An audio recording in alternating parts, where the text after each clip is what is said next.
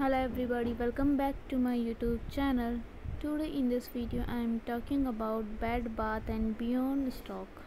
In this video we talk about stock, pros and cons and technical analysis and latest news about it. Stock is trading at 0.31 US dollar with 9.80% negative in a day. We can easily see stock was volatile for a day. The volume of stock was recently not all-time high, so the fundamental BBBYQ stock is much pretty not better for today. Before buying and selling the stock, please consult your financial advisor. Today's video is done.